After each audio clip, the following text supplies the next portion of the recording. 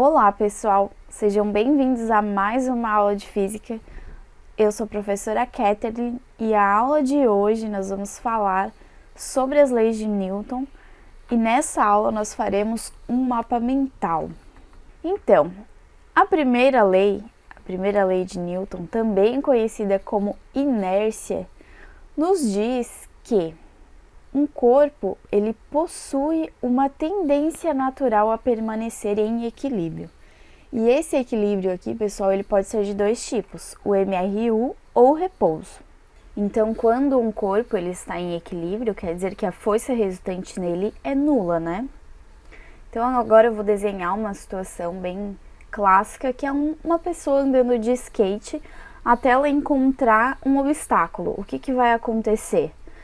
Obviamente o skate vai parar no obstáculo, mas a pessoa que está em movimento continua em movimento, né? Ela continua em MRU. Outro aspecto importante é que quanto mais massa, mais inércia esse corpo tem, ou seja, mais tendência de permanecer em equilíbrio esse corpo vai ter.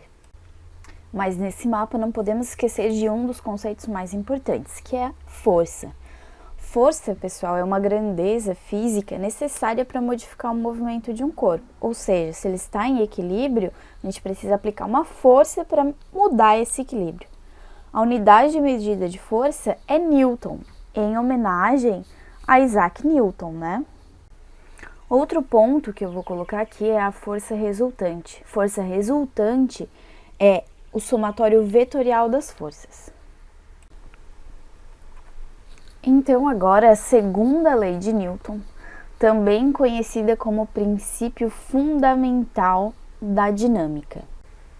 Se você precisar calcular força em um movimento na dinâmica, provavelmente você vai utilizar essa equação, que é a força resultante é igual o produto da massa vezes a aceleração do corpo. Lembrando que essa força resultante, pessoal, é aquele FR que está lá embaixo na força, né? É um somatório vetorial. Então, a gente precisa considerar, sim, a direção, módulo e sentido. Uma aplicação da segunda lei de Newton, que é bem comum de vocês encontrarem em livros, exercícios, é a força-peso.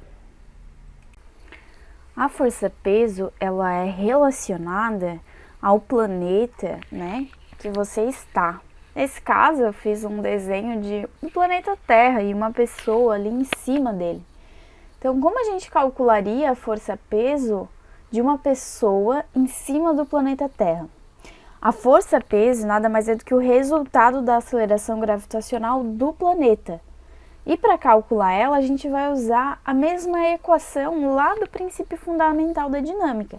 Só que a força resultante vai ser o peso vezes a massa vezes a aceleração, que nesse caso é o G, que é a aceleração gravitacional. Algo que não podemos confundir é peso e massa, são coisas diferentes. E só anotei o valor do G aqui aproximado para vocês terem em mãos. Então, a terceira lei de Newton. A terceira lei de Newton, também conhecida como ação e reação. Essa ação-reação, pessoal, nada mais é do que uma força de ação, uma força de reação, que terão o mesmo módulo, mesma direção, porém sentidos opostos. Então, vou fazer um desenho aqui de uma parede e de uma pessoa que vai empurrar essa parede. Essa pessoa, ela vai aplicar uma força na parede e a parede vai aplicar uma força de mesmo módulo, ou seja, é a mesma intensidade, mesma direção, porém em sentidos opostos.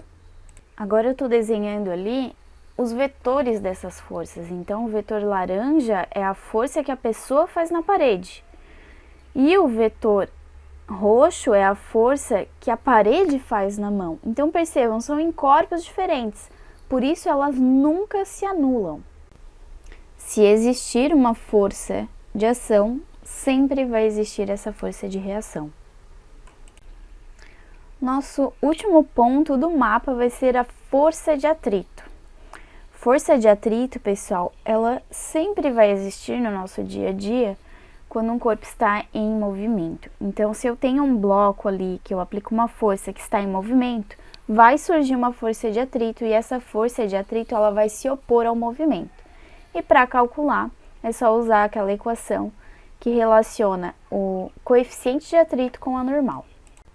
Se você quiser acessar, vou deixar o link aqui na descrição de outros mapas mentais e também das nossas aulas sobre as leis de Newton. Até o próximo vídeo!